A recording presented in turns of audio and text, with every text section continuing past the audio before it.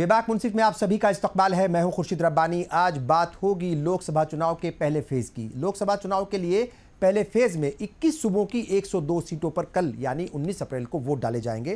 पहले फेज के लिए सभी सियासी दल पूरी ताकत झोंक चुके हैं। पहले फेज की वोटिंग से ठीक पहले पीएम नरेंद्र मोदी ने एनडीए के तमाम उम्मीदवारों को एक खत लिखा और उसमें उन्होंने पार्लियामेंट पहुंचने का अपने तमाम उम्मीदवारों को, एनडीए के उम्मीदवारों को आशीर्वाद दिया। दूसरी तरफ कांग्रेस के लीडर राहुल गांधी ने दावा किया है कि बीजेपी इस बार 150 सीटों पर सिमट जाएगी, उसके अंदर अंदर ही वो रहेगी, ज़्यादा सीटें नहीं जीत पाएगी। और ये दावा इसलिए वो कह रहे हैं कि उनके पास ऐसा फीडबैक मिला है अलग अलग सूबों से।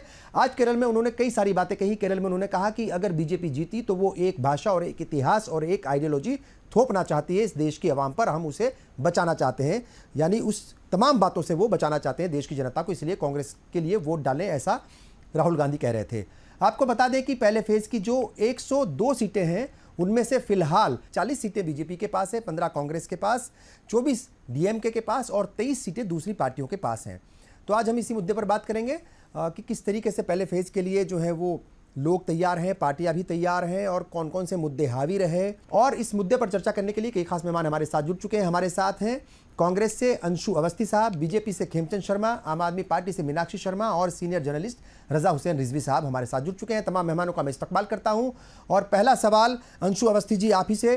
जाहिर तौर पर जो है वो कल वोट डाले जाएंगे पहले फेज के लिए, पहले चरण के लिए। किस तरीके से तमाम लोगों की तैयारियां हैं, खासतौर से कांग्रेस और इंडिया ब्लॉक क्या कुछ कहेंगे, कैसे जो है वो चुनावी मैदान में उतरे हैं? कांग्रेस पार्टी जिस तरीके से प्रथम चरण के चुनाव मतदान में हमने मेहनत की है और पिछले 10 सालों में लगातार जनता के मुद्दों को उठाया, तमाम तरीके के सवाल जवाब मीडिया की तरफ से आए। एक ऐसा सोशल मीडिया पे ट्रोल फैक्ट्री वर्ग तैयार किया गया जिनके माध्यम से उन सवालों को दबाने की कोशिश की, लेकिन वो ही उन्हीं सवालों पर, अब उन्हीं मुद्दों पर चुनाव हो रहा है। और ये अच्छी बात है कि वो मुद्दे जनता के हैं, युवा के हैं, किसान के हैं, आम आदमी के। बहुत प्रयास भारतीय जनता पार्टी ने किया। दुर्भाग्य है कि देश के प्रधानमंत्री, एक सेकुलर देश के प्रधानमंत्री धर्म पर सीधी टिप्पणी करते हैं, जबकि संविधान की शपथ खाते हैं वो और कहते हैं कि हम अपने दायित्वों का निर्वहन करेंगे। तो संविधान हमेशा उनके दायित्व क्या है वो सभी जानते हैं, लेकिन उन्होंने बहुत ध्रुवीकरण की कोशिश की। और मैं धन्यवाद दूंगा इस देश के अक़लियत को, इस देश के एक समाज को, कि जिन्होंने बहुत ही धैर्य से इस देश के संविधान पर भरोसा किया, इस देश के संविधान में आस्था अपनी रखी। क्योंकि बीजेपी के नेता तो रोजाना कोई न कोई उनका एमपी, एमएलए, पार्लियामेंट या विधानसभा या भाषण में बोलता है, बाइट में बोलता है कि हम इस बार संविधान बदल देंगे। आज वो इसी संविधान से बंधे हुए हैं, उनके हाथ बंधे हुए हैं, नहीं तो आज वो इन देश के लोगों के जो आरक्षण है, जो अधिकार, उनको छीनना चाहते। तो उन सब मुद्दों पर कांग्रेस पार्टी ने मेहनत की। हमारे नेता राहुल गांधी जी, हमारे राष्ट्रीय अध्यक्ष मल्लिकार्जुन खड़गे जी, श्रीमती प्रियंका गांधी जी ने और सभी हमारे जो स्टार प्रचारक मेहनत की। देश के लोगों का मूड बदलना, हमें पूरा भरोसा है कि प्रथम चरण के चुनाव में कांग्रेस पार्टी एक अच्छी खासी लीड लेगी। बिल्कुल ठीक है। जाहिर तौर पर तमाम मेहमान मेरे साथ जुड़ चुके हैं और खेमचंद शर्मा जी बीजेपी से हैं। और जैसे मैंने अभी कहा कि प्राइम मिनिस्टर ने पहले फेज से पहले ही जो एनडीए के जितने भी उम्मीदवार हैं सभी को एक ख़त लिखा, मतलब एक पर्सनल एक तरीके से वो लेटर जारी किया, उन्होंने ख़त लिखा और उसमें बहुत सारी बातें कही और आशीर्वाद दिया कि भाई आप जीत करके पार्लियामेंट पहुँचे और नए हिंदुस्तान को बनाने में मदद करें। खेमचंद जी क्या कुछ कहेंगे? जाहिर तौर पर कल जो है पहले फेज़ के लिए वोटिंग होगी, वोट डाले जाएंगे, बहुत सारे इश्यूज़ रहे, बहुत सारी ऊंची नीची बातें हुई हैं, बहुत सारे इल्ज़ाम आदमी लगे।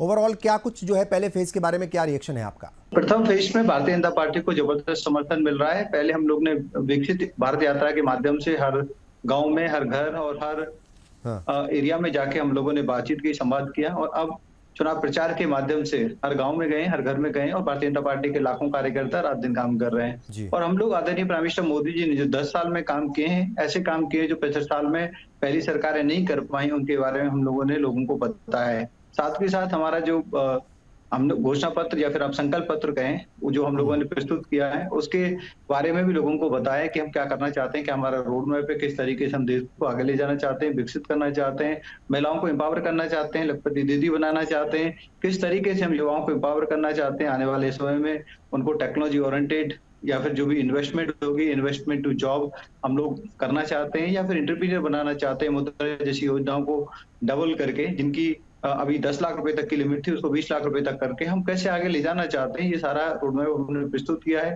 किसानों को किस तरीके से हम एम्पावर करना चाहते हैं, किस तरीके से हम गाँव को एम्पावर करना चाहते हैं, सारी चीजें हम लोग उनके बीच में ले जा रहे हैं और लोग इसको हाथों हाथ ले रहे हैं, क्योंकि लोग जानते हैं कि आदरणीय प्राइम मिनिस्टर मोदी जी से पहले जो काम हुए थे, काम तो हुए थे, लेकिन जितने होने चाहिए थे उससे 15-20% काम भी नहीं हुए। मात्र 10 साल में हम लोगों ने वो काम करके दिखाया जो 65 साल में नहीं। मैं आपको छोटा सा आंकड़ा प्रस्तुत करता हूँ। 7 नए IIT बनाने का काम आदरणीय प्राइम मिनिस्टर मोदी जी ने सिर्फ और सिर्फ 10 साल में किया। 16 नए IIIT बनाने का काम आदरणीय प्राइम मिनिस्टर मोदी जी ने पिछले 10 साल में किया। 7 नए IIMs, जिसमें मैनेजमेंट ग्रुप पूरे विश्व में बड़ी बड़ी जो कंपनियां हैं, बड़े बड़े जो ऑर्गेनाइजेशन हैं, उनको लीड करने का काम कर रहे हैं। ऐसे इंस्टीट्यूशन बनाने का काम मोदी जी ने किया। 15 नए एम्स बनाने का काम मात्र 10 साल में आदरणीय प्राइम मिनिस्टर मोदी जी ने किया। और 390 विश्वविद्यालय, यूनिवर्सिटी बनाने का काम आदरणीय प्राइम मिनिस्टर मोदी जी ने किया। इसके अलावा मेडिकल की जो पीजी सीट हैं, उसको डबल करने का काम आदरणीय प्राइम मिनिस्टर मोदी जी ने किया। तो ये सारी चीजें दिखाती हैं कि जो काम हुआ है, बहुत तेजी से काम हुआ है। पहले मात्र 4 शहरों में मेट्रो हुआ करती थी, अब 20 शहरों में मेट्रो चल रही है। और मेट्रो के चलने से हम सब जानते हैं किस तरीके से ट्रैफिक की समस्या खत्म होती है या कम होती है, प्रदूषण की समस्या कम होती है, और जो शहर का मॉडर्नाइजेशन होता है। जिन एरिया में मेट्रो जाती है, उन एरियाओं का डेवलपमेंट हो जाता है, विकास हो जाता है, वहाँ के जो रेट्स हैं वो बढ़ जाते हैं, क्योंकि उनकी रीच आउट जो है वो आसान हो जाती है। वैसे ही आदरणीय प्राइम मिनिस्टर मोदी जी के नेतृत्व में जो पहले 74 एयरपोर्ट हुआ करते थे, उनकी संख्या बढ़ के 149 हो गई। और जो वंदे भारत ट्रेन, जिसको हम एक तरीके से सेमी स्पीड ट्रेन कह सकते हैं, हाई स्पीड ट्रेन कह सकते हैं, वो 80 वंदे भारत ट्रेन ऑलरेडी चल रही है। ठीक है। और 80 वंदे भारत ट्रेन की जो सुविधा है, इस तरीके से लगता है कि हम जैसे एयरलाइंस में जा रहे हैं। और हमारा जो प्लान है कि अगले 2047 तक हम 4000 ऐसी ट्रेनें चलाएंगे। तो ये आदरणीय प्राइम मिनिस्टर मोदी जी ने जो रोड मैप प्रस्तुत किया है, वो रोड मैप दिखाता है कि हम देश को विकसित बनाना चाहते हैं भाई 2047। और ये जो फाउंडेशन है हमारे देश को आने वाले समय में 200, 300, 500 और इवन 1000 साल तक का फाउंडेशन मीनाक्षी जी, क्योंकि इस समय हम जो क्योंकि बहुत सारे काम है जो आप गिना रहे हैं, और जाहिर है तमाम के ऊपर जो है वो बात होना बहुत ज़रूरी है। पर मीनाक्षी शर्मा जी आम आदमी पार्टी से हैं, किस तरीके से देख रही हैं पहले फेज़ के लिए आप? कैसे आप इसको देख रही हैं, और कौन कौन से मुद्दे हैं जो आपको लगता है कि वो वाकई हावी थे अब तक पहले फेज़ के हिसाब से? खुर्शीद जी, ये जो इलेक्शन है 2024 का, ये बहुत महत्वपूर्ण इलेक्शन है, क्योंकि ये इलेक्शन देश की दिशा निर्धारित करने वाला इलेक्शन है।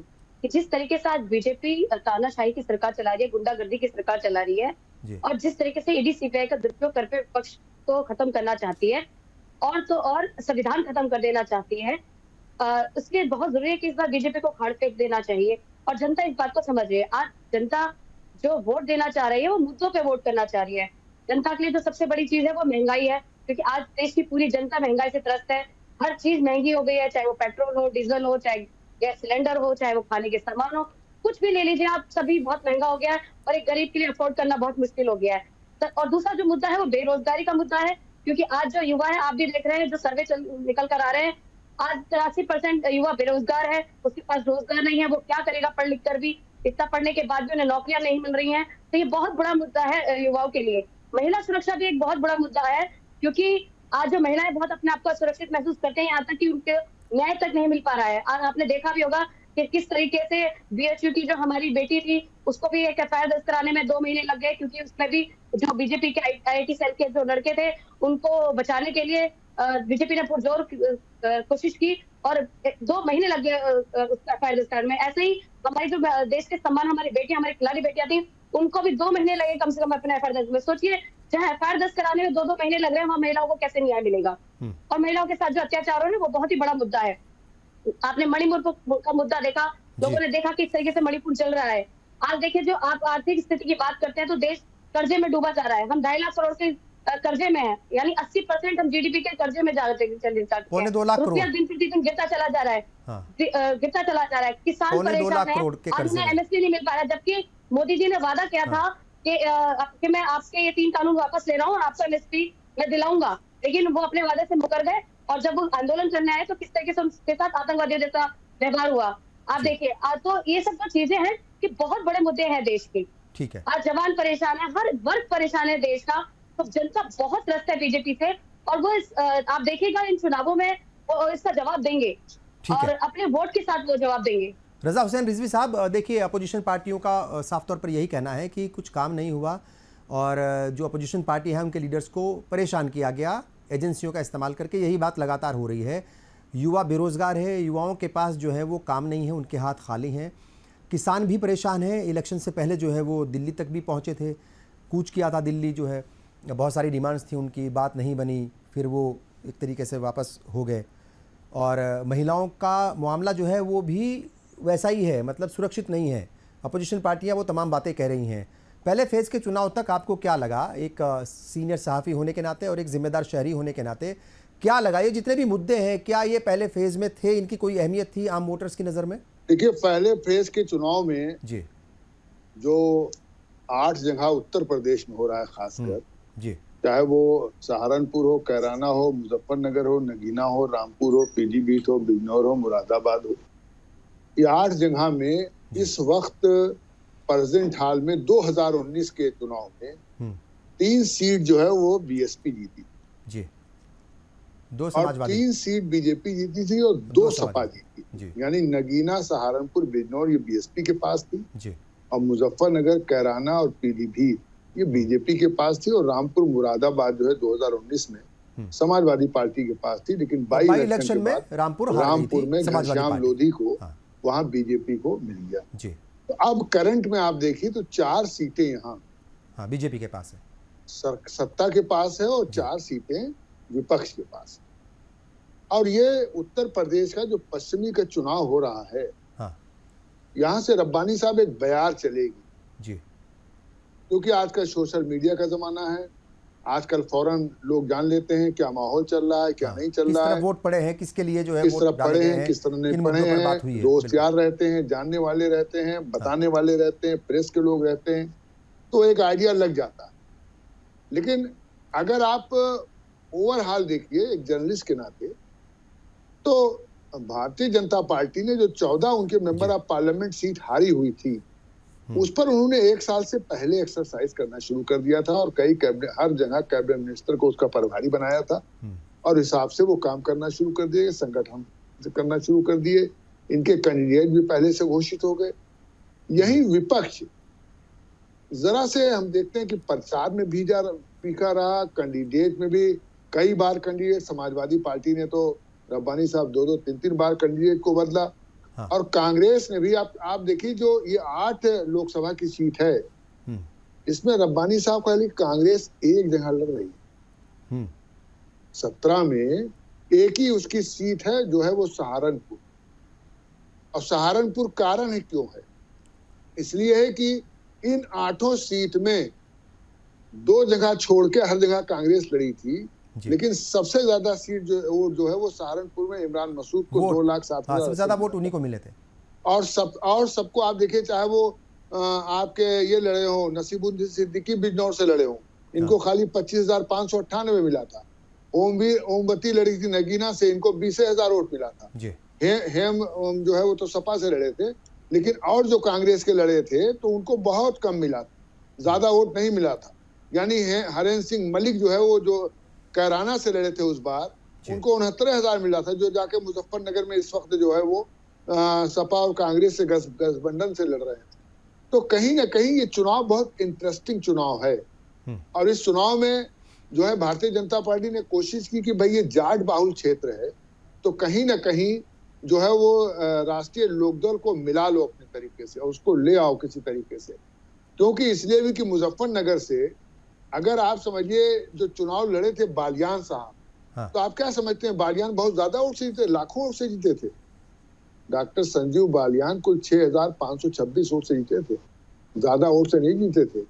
और वहां तो मरहूम अजीत सिंह लड़े हुए थे, समझिए उस वक्त वो राष्ट्रीय अध्यक्ष थे अपने पार्टी के, वो पा गए थे 5 लाख, भाई पा के गए थे, मतलब वो जाट बहुल क्षेत्र है, 5,65,753 वोट।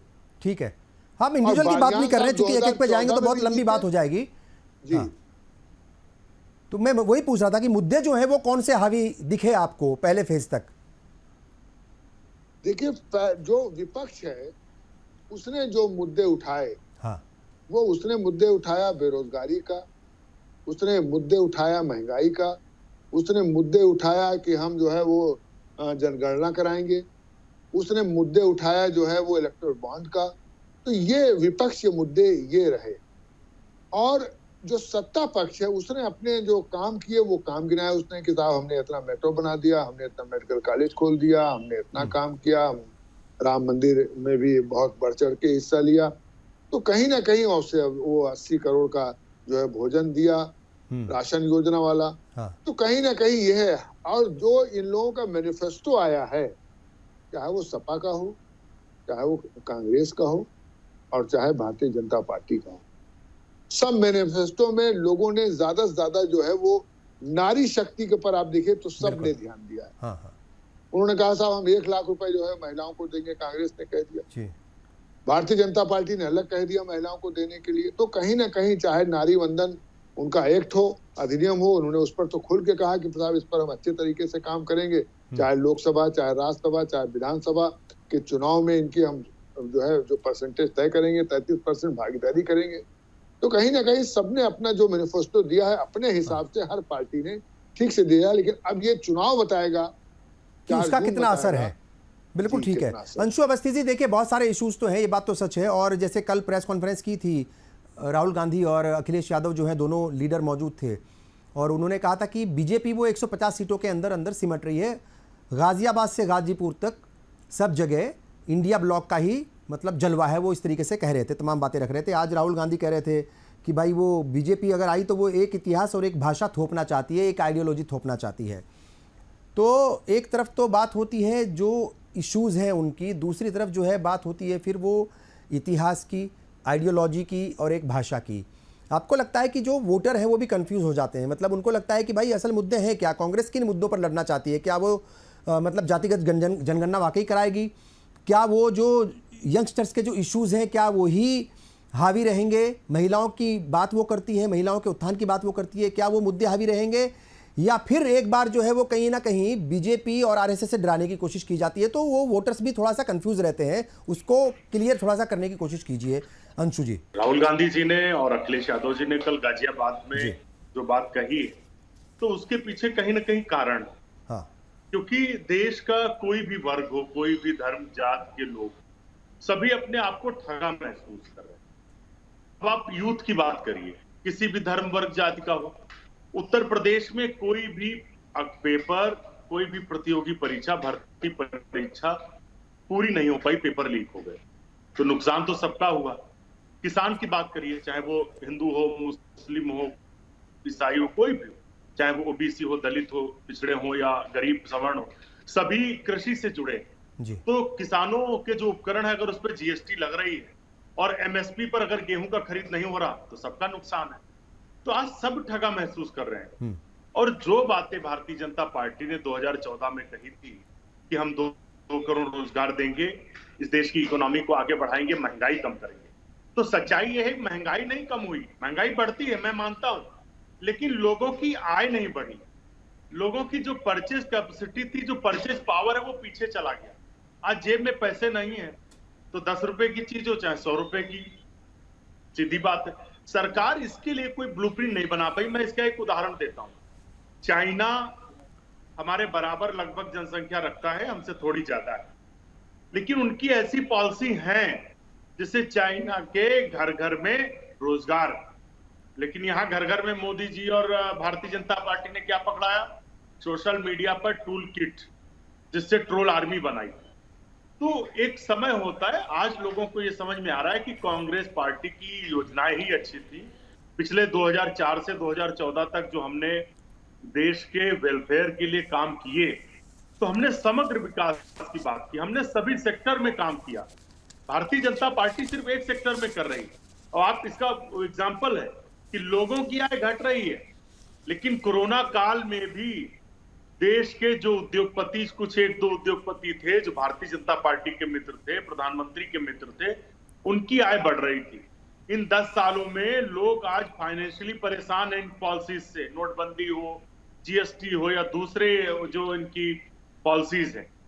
लेकिन 609 नंबर पे बैठा एक आदमी अडानी, जो आज विश्व का सबसे बड़ा आदमी बन गया, तो ये जो इनकी पॉलिसीज है, इनकी जो ग्रोथ है, उसमें आम आदमी कहीं पर नहीं है, आम आदमी के लिए उसमें कोई रोजगार नहीं है। तो इसलिए लोग बदलाव का मन बना रहे। कांग्रेस पार्टी जो न्याय लेकर आई है, हमने युवाओं के न्याय की बात की, किसानों की, लेकिन न्याय की बात क्यों हो रही है? सबसे ज्यादा इस 10 साल में इनजस्टिस हुआ है। अगर यूथ अपने एम्प्लॉयमेंट की बात करता है तो उसे लाठियों से मारा जाता है, पीटा जाता है। अगर किसान बात करता है, 3 काले कानून थोपे, 700 किसानों की जान चली गई प्रधानमंत्री आवास से कुछ दूरी पर, लेकिन प्राइम मिनिस्टर ने 1.5 साल बाद माफी मांगी, काले कानून वापस लिए। लेकिन उससे पहले उन्होंने उन्हें खालिस्तानी, आतंकवादी या बाहरी शक्ति सब बता दिया। तो सभी के साथ इंजस्टिस हुआ और उनके लिए जब आवाज उठाती है अपोजिशन, कांग्रेस पार्टी, राहुल गांधी जी, सोनिया गांधी जी, प्रियंका गांधी जी, तो क्या करते हैं? ईडी सीबीआई भेजते। तो इसमें न्याय की जरूरत है। लोगों को कैसे ज्यादा से ज्यादा इंपावर किया जाए, तो हमने न्याय की बात की है। हमने युवाओं के न्याय की बात की है कि हम 1 लाख रुपए 25 साल की जो उम्र के ग्रेजुएट है, डिप्लोमा धारक, उनको अप्रेंटिसशिप कराएंगे और अप्रेंटिसशिप का वो अपना रोजगार कर सके। तो उसके लिए हम 1 लाख रुपए देंगे। जो देश की आधी आबादी है, उनके जो गरीब परिवार है, उनकी एक महिला को हम 1 लाख रुपए देंगे। किसानों का कर्ज माफ करेंगे। देखिए, भाजपा ने 14 लाख करोड़ रुपए राइट ऑफ किया इंडस्ट्रीज, उद्योगपतियों का, लेकिन किसानों के बारे में चिंता नहीं। हम चाहते हैं कि किसान ताकतवर हो। मनरेगा में हमने वादा किया है कि हम 400 रुपए करेंगे, तो जिससे परचेज पावर बढ़े। देश की इकोनॉमी तो वही है ना जिसमें सब शामिल हो। ठीक है। बीजेपी सिर्फ और सिर्फ चुनिंदा सेगमेंट में काम कर रही है। आ रहा हूं खेमचंद जी, आपके पास आ रहा हूं। में काफी असमानता है। बिल्कुल ठीक है। और खेमचंद जी देखिए, यही बात कल उन्होंने भी कही थी, राहुल गांधी ने भी, वो भी यही कह रहे थे कि 20-22 लोगों के आसपास जो है वो सरकार घूम रही है और 70 करोड़ की आबादी जो है, 70 करोड़ लोगों के पास जितना पैसा है उतना सिर्फ 20-22 लोगों के पास है और उन 20-22 को आगे बढ़ाने का काम पीएम मोदी कर रहे हैं। दूसरी बात, राहुल गांधी ने एक बात, जैसे मैंने कल भी उसका जिक्र किया था, आपसे भी रिएक्शन लूंगा, वो ये कह रहे थे कि 150 सीटों के अंदर सिमट रही है। मगर एक अहम बात आज उन्होंने केरल में कही है, वो ये कह रहे हैं कि इतिहास जो है वो एक बदलना, मतलब इतिहास बदलना चाहते हैं, जबान भाषा जो है वो भी एक ही थोपना चाहते हैं। एक इतिहास, एक भाषा और एक ही विचारधारा, उसी को बीजेपी थोपना चाहती है और हम उससे लोगों की हिफाजत करेंगे, हम ऐसा नहीं होने देंगे। देखिए, कांग्रेस तोड़ने का काम करती है, भटकाने का काम करती है, लटकाने का काम करती है, विद्रोह पैदा करने का काम करती है। हमने कब कहा कि पूरे देश में हम हिंदी थोपना चाहते हैं?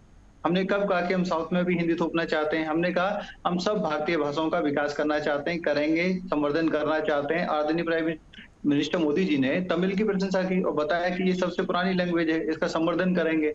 हमने खुद अपने संकल्प पत्र में ये बोला है। लेकिन जब कोई मुद्दा नहीं बचता तो ये तोड़ने की बातें करते हैं। इनके एमएलए कर्नाटक में हम सब जानते हैं, या तमिलनाडु में किस तरीके की बातें करते थे कि अलग स्टेट बना दिया जाए, साउथ को एक अलग से देश बना दिया जाए। तो ये लोग वही हैं, लगातार इसी तरीके की बातें करते हैं, करते रहेंगे, लेकिन हम सकारात्मक बातें करते हैं। अभी कांग्रेस के मित्र कह रहे थे कि 609 नंबर पे जो व्यक्ति था उसको नंबर 1 बना दिया। तो 609 नंबर पे वो किसके राज्य में आया? आपकी सरकार थी ना। हमारे देश में तो उस समय भी 100 करोड़ से ज्यादा लोग रहते थे। 100 करोड़ में से अगर कोई व्यक्ति 609 नंबर पे है, इसका तो बहुत बड़ा बिजनेसमैन था। इतना बड़ा बिजनेसमैन अगर आपके टाइम पे बना, या तो आप चोर थे, आपने मिलकर उनको बिजनेसमैन बने दिए, या आपने कोई कार्रवाई नहीं की, या फिर अब आप झूठ बोल रहे हो।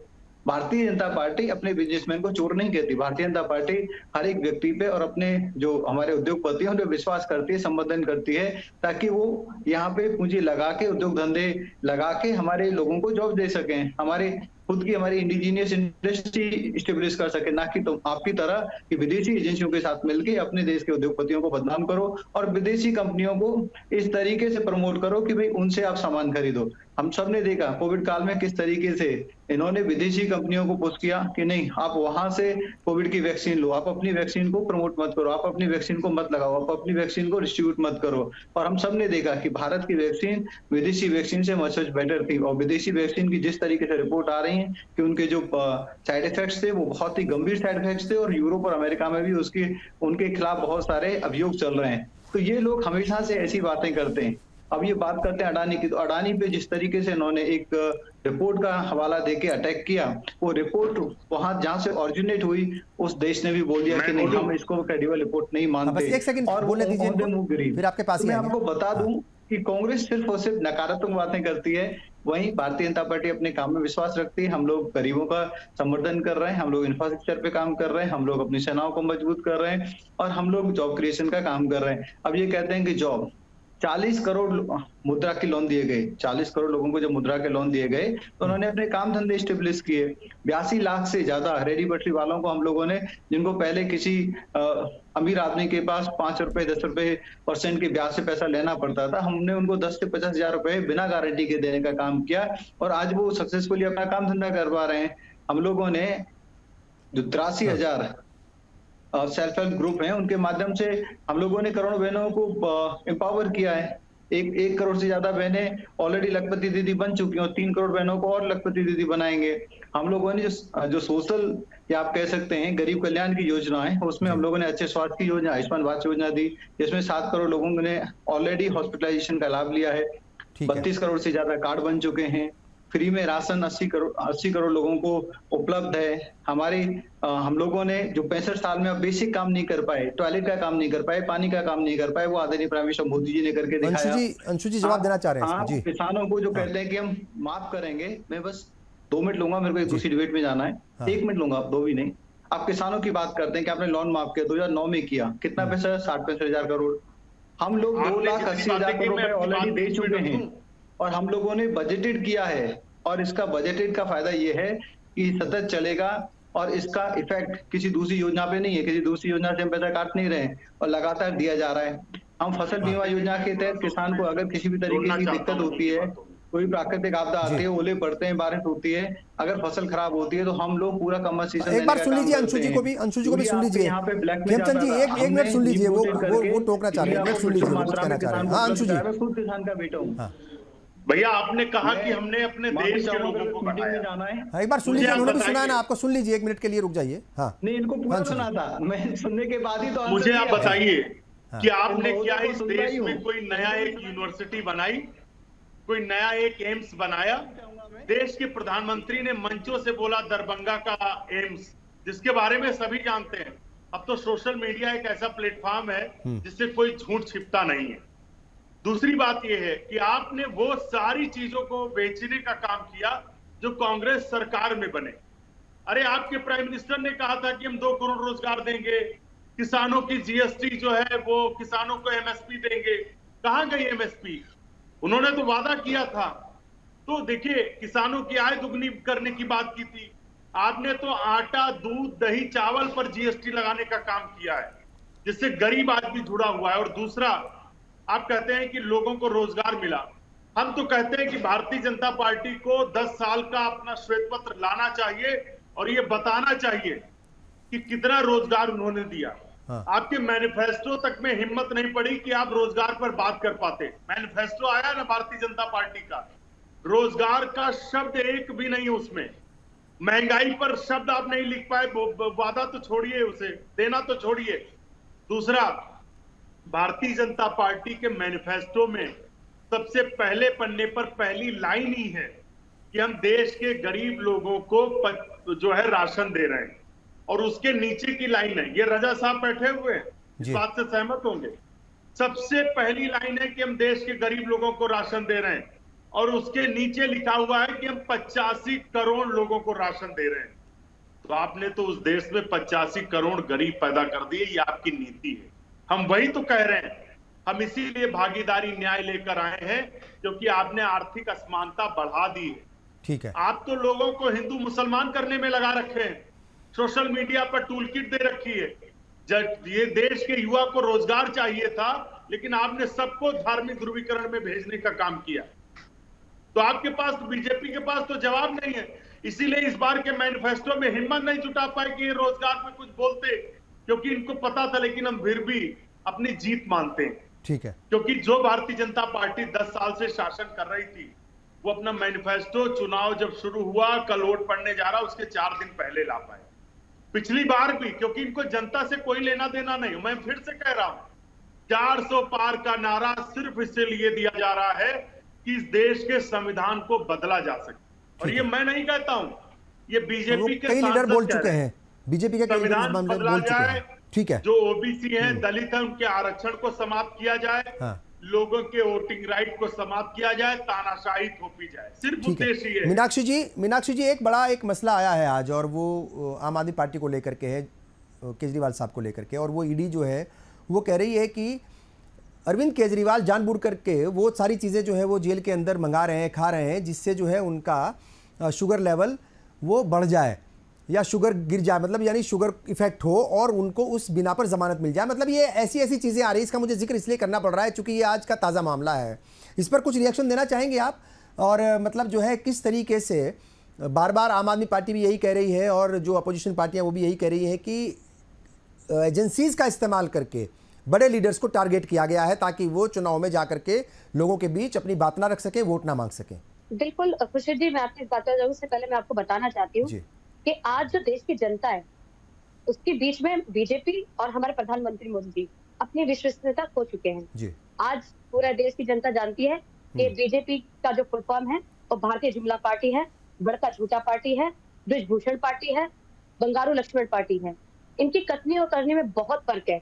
ये सिर्फ और सिर्फ विज्ञापन की सरकार है, क्योंकि आज तक इन्होंने जो भी वादे किए हैं आज तक कोई पूरा नहीं किया। चाहे वो काला धन हो, चाहे वो महंगाई हो, चाहे बेरोजगारी हो, चाहे महिलाओं को सुरक्षा हो, बहुत सारे टॉपिक्स हैं जिन पर मैं बात करना चाहूंगी। वो स्वास्थ्य है, शिक्षा है, किसान है, जवान है, बहुत सारे टॉपिक्स है और हमारे देश की आर्थिक स्थिति भी है। तो आज अगर ये जो इलेक्शन हो रहा है, आप देखिएगा कि जनता किस तरीके से बीजेपी को जड़ से उखाड़ कर फेंकती है। अब आपकी बात पे आते हैं। देखिए, जो भारतीय जनता पार्टी है वो सिर्फ और सिर्फ भटकाने वाला काम करती है, मुद्दों से भटकाने वाला काम करती है। आप मुझे बताइए कि जो मेन मुद्दा था कि एक देश के सीएम को जो एक सीएम है जो दिल्ली के, उनको पंजाब के सीएम से मिलने नहीं दिया जाता, और जब मिलने दिया जाता है तो एक शीशे की दीवार लगा दी जाती है जैसे कि वो आतंकवादी हो। एक नॉर्मल जो वो है कैदी, उसको भी बहुत सारी सुरक्षाएं दी जाती हैं, लेकिन एक सीएम के साथ इस तरीके का जो बर्ताव है वो बहुत ही निंदनीय है। कि कहीं ना कहीं उनके आत्मविश्वास को तोड़ने का और मनोबल तोड़ने का कोशिश की जा रही है और सिर्फ मुद्दों को भटकाने की कोशिश, क्योंकि ये तो सच है। देखिए, ये जो कथित फर्जी शराब घोटाला है इसके सीधे सीधे तार बीजेपी से जुड़े हुए हैं, क्योंकि ये जो मसला है पूरा 2 बयानों पर टिका हुआ मसला है। पहला शरद रेड्डी जी के बयान पर, जो कि पहले अपने सारे बयानों में ये कह चुके हैं कि उनका अरविंद केजरीवाल जी से कोई लेना देना नहीं है, लेकिन उसके बाद वो अरविंद जी के खिलाफ बयान देते हैं, ठीक है, सरकारी गवाह बनते हैं और बीजेपी को 60 करोड़ की रिश्वत देकर अपनी जमानत ले लेते हैं। तो ये सीधे सीधे जो तार है 60 करोड़ के जो मनी लॉन्ड्रिंग के, वो बीजेपी से जुड़ते हैं। और कहाँ ईडी और कहाँ सीबीआई, आज तक जांच क्यों नहीं करी उन्होंने इस बात की कि बीजेपी ने 60 करोड़ की रिश्वत क्यों ली? क्योंकि ये तो उनकी जेल जाने के बाद लिया गया है। तो एक आरोपी से अगर 60 करोड़ के लिए गए हैं तो क्यों लिए गए हैं, तो ये बताइए। और दूसरे जो उनके गवाह है वो है मंगूटा रेड्डी। मंगूटा रेड्डी को वो टीडीपी से टिकट देते थे इनाम में, और उसके लिए पूरी बीजेपी और मोदी जी वो करेंगे, प्रचार करेंगे। तो साफ साफ नजर आ रहा है कि किस तरीके से राजनीतिक षड्यंत्र करके आम आदमी पार्टी को बदनाम करने की कोशिश की गई है और अरविंद केजरीवाल जी को फंसाया गया है। ठीक है, तो ये तो साफ साफ जाहिर है और जनता देख रही है उस चीज को। ठीक है, रजा हुसैन रिजवी साहब, देखिए बहुत सारी चीज़ें हैं, मतलब और बहुत सारे फैक्टर काम करते हैं। एक तो परसेप्शन चलता है, हवा चलती है, फिर कई बार जो है वो झूठ भी चलता है, झूठ फैला दिया जाता है इंतखाबात के दौरान, इलेक्शन के दौरान, और ये नई बात नहीं है, ये हमेशा से चलता रहा है। तो अलग अलग तरीके जो है अपनाए जाते हैं चुनाव जीतने के लिए, सामने वालों को हराने के लिए, जनता का जहन भटकाने के लिए, उन्हें भ्रमित करने के लिए। मगर कुछ चीज़ें ऐसी भी हैं जिनका जिक्र करना ज़रूरी है, और वो ये है कि जो बीजेपी है वो उसका बूथ मैनेजमेंट, इसके को लेकर के हमेशा बात होती है, और वो अपोजिशन पार्टी के जो लीडर्स हैं वो भी इस बात को मानते हैं कि जो बूथ मैनेजमेंट है वो बड़ा तगड़ा है बीजेपी का। आपको क्या लगता है? एक तरफ तो बीजेपी और एनडीए है, जाहिर तौर पर वो मिल करके लड़ रहे हैं, जितनी भी पार्टियाँ हैं वो शायद 3 दर्जन के करीब पार्टियाँ हैं। एक तरफ इंडिया ब्लॉक के लोग हैं, इंडिया ब्लॉक की पार्टियाँ हैं। अगर उत्तर प्रदेश की बात हम करें, समाजवादी और कांग्रेस मिलकर के लड़ रहे हैं, आरएलडी वगैरह सब जो है वो उनसे दूर हो गए थे। आपको लगता है कि ये जो इंडिया ब्लॉक के जो दल हैं इनके क्या दिल भी मिले हुए हैं, और जो ऊपर के लीडर तो मिले हुए हैं, बड़े लीडर्स तो एक साथ बैठते हैं, क्या पार्टी वर्कर्स तक पहुंच है और क्या पार्टी वर्कर्स तक मैसेज है, और क्या वो मतलब जो है उस तरीके से उस जोश के साथ मैदान में उतर रहे हैं जैसा होना चाहिए? देखिए, आपने स्वयं कहा कि भारतीय जनता पार्टी जो है उसका बूथ स्तर तक जो है उसकी अपनी एक तैयारी है, अपनी अच्छे तरीके से वो काम कर। भारतीय जनता पार्टी के साथ साथ एक भारतीय जनता पार्टी के पीछे का ऑर्गेनाइजेशन लगा हुआ है जी। वो ऑर्गेनाइजेशन क्या है, वो समझिए मेन इनका है, ये तो एक उसकी एंसिलरीज है, एक समझिए शाखा है भारतीय जनता पार्टी। वो जो काम करती है अंदर अंदर और गांव देहात के अंदर, बहुत से लोग उस व्यक्ति को समझ भी नहीं पाते हैं कि ये संघ से समर्पित व्यक्ति है कि कांग्रेस का आदमी है कि किस पार्टी का आदमी है। वो इतने वेन के तरीके से, जैसे बॉडी में वेन होता है जी। इस तरीके से वो गांव देहात में घुस जाते हैं और झोले में चना लेके और बिल्कुल उसी स्टाइल से बैठना, गांव में बात करना, चौपाल में दोस्त यार बनाना। वो उनका ये रहता है कि साहब हम आपको अपना बनाना चाहते हैं, हम आपसे कोई वोट नहीं मांगने आए हैं, आप मेरे अपने रहेंगे तो फिर ये गाड़ी भी मेरी अपनी रहेगी, ये घर भी मेरा अपना रहेगा, ये बच्चे भी मेरे अपने रहेंगे। तो ये जो दृष्टिकोण लेकर के वो संगठन पहुंचता है क्षेत्र में कि साहब जो हम इनको अपना बना लेंगे, तो जाहिर सी बात है जब आप किसी को अपना बना लेंगे तब आपसे वो दिल की बात भी कह देगा। अपनों से लोग दिल की बात कहते हैं, और लोग जो प्रचार में जाते हैं वो प्रचार में चुनाव के टाइम तो बहुत अच्छे तरीके से अपना पहुंचे, गांव गांव हाथ जोड़ा, नमस्ते भैया, पैर छुआ, हाथ छुआ, अपनी योजना बताई, पंपलेट दिया, ये दिया वो दिया करके चले आए। तो जिसका बूथ मैनेजमेंट और जिसका संगठन ढांचा मजबूत होगा तो जाहिर सी बात है कि उसकी जो है पकड़ उस क्षेत्र में मजबूत होगी। अब भारतीय जनता पार्टी अगर कोई बड़ी गलती करेगी तो उसका फायदा विपक्ष पा सकता। आपने जैसे अभी एक बात कही कि साहब राहुल गांधी वहां गए और उन्होंने कहा कि साहब एक भाषा, एक वो, एक देश और ये भाषा। एक भाषा की बात आपको बताऊं, 1970 में जी पूरे देश के अंदर एक नारा चला था, अंग्रेजी हटाओ। तो मुझे याद है कि मैं 7th 8th क्लास में था उस टाइम, और मैं गोंडा का रहने वाला हूँ, तो लखनऊ में रहता हूँ। तो वहां चौराहे पे लोग आए, वहां एक चौराहे पे एरो लगा था, लखनऊ 120 किलोमीटर अंग्रेजी में। तो उस चौराहे पे सब चढ़ के उसको पट पट तोड़ रहे थे, वो फेंक रहे थे नीचे, अंग्रेजी हटाओ। तो अगर राहुल गांधी ने वहां कहा है तो वो बहुत सोची समझी रणनीति से कहा है, क्योंकि साउथ इंडियन अंग्रेजी हटाओ की जब बात हुई थी तो उस वक्त पुरजोर विरोध किया था उसे जी कि नहीं साहब अंग्रेजी हटाओ, नहीं चलेगा। तो अब वहां जाहिर सी बात है कि वहां की लैंग्वेज दूसरी है। हाँ। और यही कारण है कि भारतीय जनता पार्टी हिंदी बेल्ट में तो बड़ी मजबूत हो जाती है, लेकिन वहां उस बेल्ट में नहीं मजबूत हो पाती। कल अगर उन्होंने प्रेस कॉन्फ्रेंस करके बात कही राहुल ने, तो उन्होंने कहा कि ये भी कहा, आप तो 150 कह रहे हैं, उन्होंने कहा कि साहब ऐसा है, कुछ महीने पहले भारतीय जनता पार्टी जो है वो 180 सीट पर थी, लेकिन अब जो है वो 150 सीट जीतेगी। तो ये जो इन्होंने बात कही, तो अब हो सकता है कि भारतीय जनता पार्टी के अपने आंकड़े हों। हाँ। और वो अपना देश दुनिया में घूमते हैं, वो समझते होंगे। हाँ, मगर देखिए आपको भी याद होगा रजा हुसैन रिजवी साहब, यही तमाम बातें तो 2019 में भी हुई थी कि भाई बीजेपी 185 सीटों के अंदर सिमट जाएगी, बहुत ज़्यादा आई तो 215 तक होंगी, और जो है वो यूपीए की हुकूमत बनेगी। और ये भी बातें हुई थी कि शायद कैबिनेट का जो है एक तरीके से मतलब जो है ना वो खाका भी तैयार कर लिया था राहुल गांधी ने उस वक्त कि क्या होगा कैसे होगा। और उसके बाद फिर जब रिजल्ट्स आए तो बहुत नाराज़ हुए राहुल गांधी अपने आसपास के लोगों पर कि मुझे गलत फीडबैक क्यों दिया, गलत जानकारी क्यों दी। तो इस तरह की खबरें भी आई थी उस वक्त। देखिए राहुल को नाराज नहीं होना चाहिए, क्योंकि राहुल खुद क्षेत्र में रहते थे। हाँ। क्षेत्र की असलियत को वो खुद जानते थे। अब जैसे न्याय यात्रा में निकले हैं, जैसे देश का पूरा भ्रमण 2 बार उन्होंने किया जी। हाँ। लोगों से वो मिले हैं, तो उनको तो अंदाजा लगा होगा ना। बिल्कुल ठीक है, ऐसा तो है नहीं कि उनको अंदाजा नहीं लगा होगा। हाँ। कि साहब ये हमारे वोटर हैं कि ये खाली हमसे फोटो खिंचाने आए, कि जो हम इनको अपनी योजनाएं बता रहे हैं उस योजनाओं पे अमल करेंगे। हाँ। चुनाव जो है वो रब्बानी साहब बहुत ही इंटरेस्टिंग मोड पर है चुनाव। बिल्कुल। और ये बहुत अच्छा चुनाव जाएगा।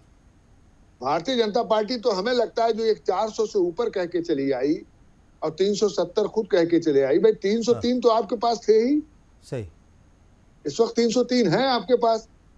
ये कहने की कोई जरूरत नहीं थी इनको। हाँ, 2019 के मुताबिक 303 है, उसके बाद तो कई सारे बाई इलेक्शन हारे और जीते हैं, तो वो आंकड़ा ऊपर नीचे हुआ वो अलग चीज है, हारे और जीते हैं। जी हाँ, लेकिन 2019 के मुताबिक 303 है, बिल्कुल सही है, बिल्कुल ठीक है। अंशु अवस्थी जी, मैं आ रहा हूँ, वापस आऊंगा सर आपके पास। अंशु अवस्थी जी, ये बताइए कि ये जो भारत जोड़ो यात्रा और उसके बाद फिर भारत जोड़ो नया यात्रा और कश्मीर से कन्याकुमारी तक का मतलब जो है वो सफ़र हुआ, और ये बात कहने में कहीं किसी को कोई दो राय नहीं है कि बड़ा समर्थन मिला पहली यात्रा में भी, दूसरी में भी। दूसरी में पहली के मुकाबले थोड़ा शायद कुछ कम था, और कांग्रेस के लोगों ने ये इल्ज़ाम भी लगाया बीजेपी पर, रूलिंग पार्टी पर और हुकूमत पर कि जो रीच है सोशल मीडिया के ज़रिए, जो रीच होनी चाहिए थी यूट्यूब और ट्विटर और फेसबुक, इंस्टा वगैरह पे, वो रीच को कम कराने की कोशिश की हुकूमत ने, मोदी हुकूमत के ऊपर ये इल्ज़ाम लगा था।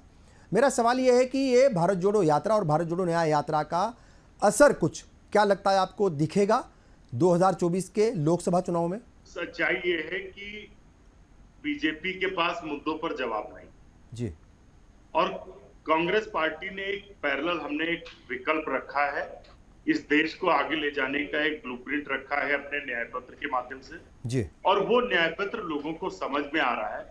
और बीजेपी के बारे में एक परसेप्शन तो अच्छे से फ्लोट हो चुका है कि ये झूठ बोलने वाले नेता हैं। बीजेपी के लोग सभी सिर्फ और सिर्फ एक काम करते हैं, झूठ बोलो, वोट डालो और धार्मिक ध्रुवीकरण। इसके अलावा भाजपा के लोगों को इसलिए भी नहीं कुछ कर पाए क्योंकि उनको कुछ आता भी नहीं।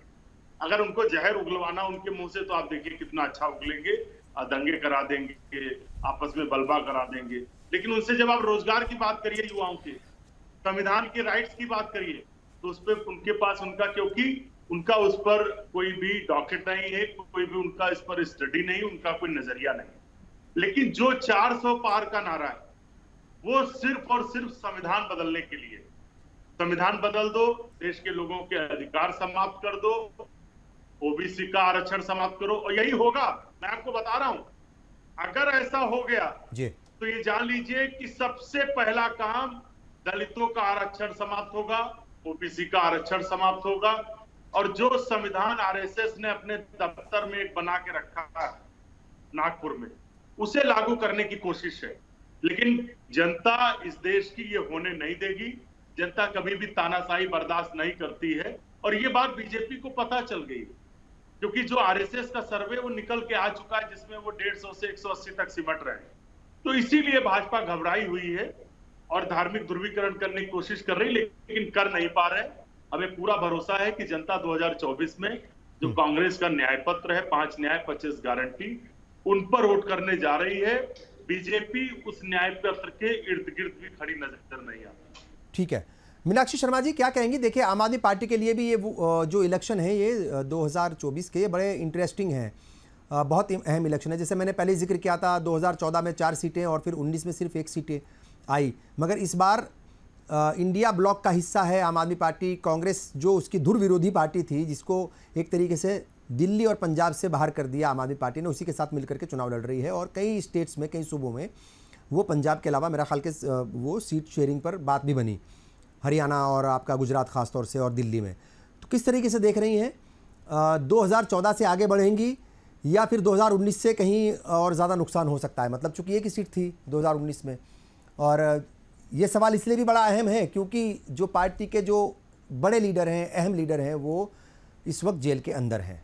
तो कितना मुश्किल है ये आम आदमी पार्टी के लिए? देखिए खुर्शीद जी, आम आदमी पार्टी एक इकलौती ऐसी पार्टी है जिसने 10 साल में नेशनल पार्टी बनी। 10 साल के अंदर पहली ऐसी पार्टी है जो जिसने नेशनल लेवल लेकर आए हैं, और पंजाब में पूर्व हमने सरकार बनाई और दिल्ली में भी बनाई, और हमारी लोकप्रियता दिन प्रतिदिन बढ़ती जा रही है। और मुझे पूरी उम्मीद है कि अभी आने वाले लोकसभा इलेक्शन में भी हम पंजाब में भी बहुत 13 की 13 सीटें लेकर आएंगे, और दिल्ली के अंदर भी हमारी जो 4 सीटें वो भी, और इंडिया गठबंधन के साथ मिलाकर 7 सीटें लेकर आएंगे। तो देखिए, क्योंकि मैंने आपको बताया कि अभी मैंने आपको पहले ही बताया था कि जनता का विश्वास उठ गया बीजेपी से, क्योंकि जिस काले धन की वो बात किया करते थे, आज वो गुलाबी धन हो गया है। और जिस भ्रष्टाचार की बात करते हैं, आज सबसे बड़ी भ्रष्टाचारी पार्टी बन गई है जो बीजेपी है। आप देखिए कि जितने भी विपक्ष के नेताओं को भ्रष्टाचारी कहते थे, सबको उन्होंने अपनी बीजेपी में शामिल कर लिया और अपनी वॉशिंग मशीन में धोकर उनके सारे पाप खत्म कर दिए।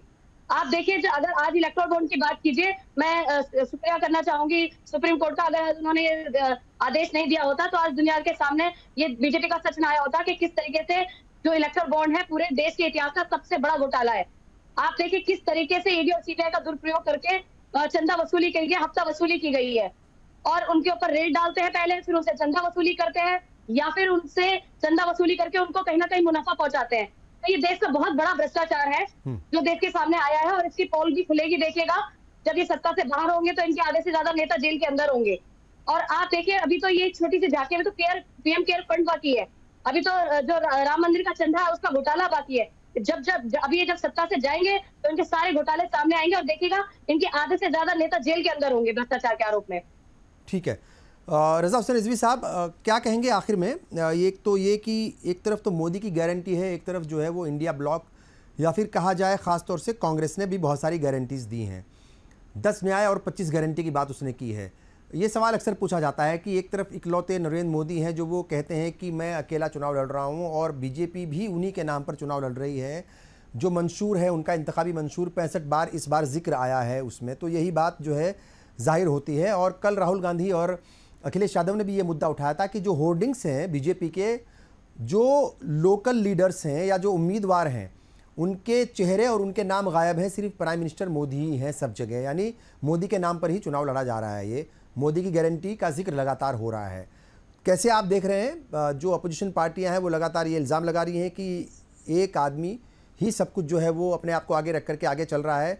दूसरी तरफ जो अपोजिशन पार्टियां हैं या ख़ासतौर से इंडिया ब्लॉक है वो भी अपनी गारंटीज़ दे रही हैं और वो भी बीजेपी के मुकाबले बहुत सारी गारंटीज़ देने की बात कर रही हैं। तो क्या लगता है कि क्या जो वोटर्स हैं, जो आम लोग हैं, इस देश की जनता है, वो कंफ्यूज है या वो माइंड क्लियर करके आगे बढ़ रही है, उसको पता है कि क्या करना है? नहीं, देखिए हमारे देश की जो जनता है वो कतई कंफ्यूज नहीं है, क्योंकि हमारी देश की जनता बहुत समझदार है और वो अपने हिसाब से जब वोट करती है तो बड़ा गुणा भाग करके वोट देने जाती है मतदान केंद्र पर, और वो वोट करके आती है। जीतना हारना वो तो अलग चीज है, कौन जीत रहा है कौन हार रहा है।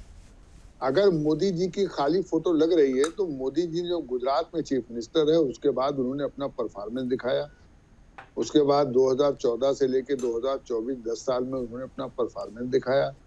कहीं ना कहीं उनके परफॉर्मेंस में ये है कि बड़े बड़े लीडर्स जिनको टिकट नहीं दिया वो बिल्कुल किनारे हो गए, और जो आप समझिए कि सेंट्रल में मिनिस्टर थे वो विधानसभा के अध्यक्ष तक बने हुए आराम से बैठे हैं, कोई दिक्कत नहीं है। तोमर साहब की बात कर रहा हूँ मैं, जो कृषि मंत्री थे केंद्र में जी। लेकिन उस वक्त विधानसभा अध्यक्ष एक प्रदेश में बने बैठे हैं और कहीं कोई मरमरिंग नहीं है।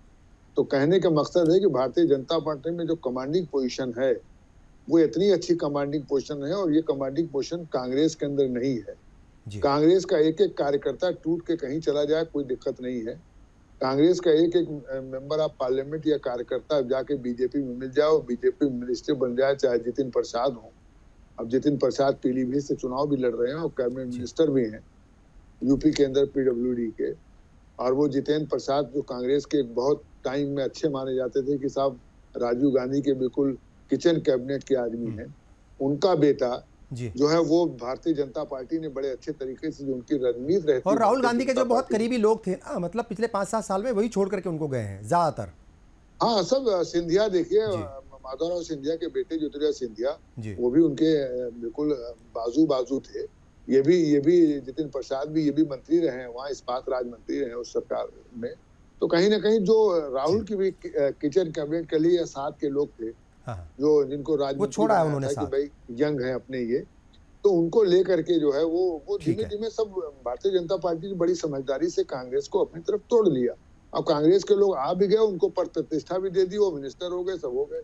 अब पीलीभीत का चुनाव बहुत इंटरेस्टिंग है, आप समझिए वहां पर एक फूल बाबू भी लड़ रहे हैं बसपा से, आप देखिएगा उनको दिया। और अनीस जो लड़ रहे हैं फूल बाबू, कम से कम 4 बार एमएलए भी रहे हैं, 1 बार मंत्री भी रहे हैं। ठीक है। और भगवत शरण गंगवार लड़ रहे हैं समाजवादी पार्टी से, ये बरेली के नवाबगंज में विधानसभा में 5 बार एमएलए रहे। हाँ, दिलचस्प मुकाबला है कुल मिला करके। और आप ये भी कह रहे हैं कि कांग्रेस अपने लीडर्स को संभाल करके नहीं रख पाई। अब आखिर में मैं आप दोनों से ये रिक्वेस्ट करूंगा, रज़ा हुसैन रिजवी साहब आपसे भी और मीनाक्षी शर्मा जी आपसे भी, चूंकि कल वोट डाले जाएंगे पहले फेज के लिए, तो मैं चाहूंगा कि आप वोटर से जरूर वोट डालने की अपील करें। मैं आपके मुंसिफ लोकप्रिय चैनल के माध्यम से कहना चाहूंगा रब्बानी साहब जी, कि जहां जहां चुनाव हो रहा है और 102 लोकसभा में जो चुनाव हो रहा है, इसमें सभी जो है जितने वोटर्स हैं, मतदाता हैं, ये कोशिश ये करें कि हमारे जो, मैं तो अपने मुस्लिम भाइयों को कहूंगा कि सुबह की नमाज फजर की पढ़ो तुम लोग, और फजर की नमाज पढ़ने के बाद चाय वाय पी लो और उसके बाद आराम से जाके वोट सुबह सुबह दे आओ। और हम सभी वोटर से, हिंदू भाइयों से, ईसाइयों से, सिख से, सबसे कहते हैं कि जरा से गर्मी का असर है। प्रधानमंत्री ने तो अपने उसमें एनआई वाले उसमें कहा भी था कि भाई पानी पी के निकलिए, गर्मी ज्यादा है, पानी आप पी के निकलिए। तो मैं भी कहूंगा कि पानी पी के निकलिए, लेकिन जरूरत ना पड़े पानी पीने की, आप सुबह ही निकल जाइए, अर्ली मॉर्निंग निकल करके वोट डालने जरूर जाइए। हाँ, अगर 5-6 बजे आप पहुंच जाएंगे तो 7 बजे से शुरू हो जाएगा, आप 10-11 बजे तक वोट दे करके चले आएंगे। और वोट सब दें, वोट का प्रयोग जरूर करें। कोई ऐसा आदमी ना हो कि वो वोट को उस दिन ये समझे कि आज हमारा छुट्टी दिवस है, आज हमारा जो है वो छुट्टी नहीं बल्कि ड्यूटी दिवस है, ये ड्यूटी डे है। हाँ, ड्यूटी डे है, समझ के जिम्मेदारी के तौर पर जो है क्योंकि ये भविष्य का मामला है, देश की तकदीर का मामला है रब्बानी साहब। इसलिए सबको वोट देना चाहिए। वोट से किसी को, जिनका पद में नाम है, वो सब वोट देने जाए। मैं रिक्वेस्ट करता हूँ, खुर्शीद जी, आपके चैनल के माध्यम से मैं देश की जनता से ये अपील करना चाहती हूँ कि ये बहुत ही महत्वपूर्ण चुनाव है। ये देश की दिशा निर्धारित करेगा और देश हित के लिए, तानाशाही के खिलाफ, लोकतंत्र को बचाने के लिए, संविधान को बचाने के लिए, और मुद्दों पर वोट करें। महंगाई पर के मुद्दे पे वोट करें, बेरोजगारी के मुद्दे पे वोट करें, महिला सुरक्षा के मुद्दे पे वोट करें, और तमाम सभी उस मुद्दों पे वोट करें जो देश का भविष्य निर्धारित करते हैं।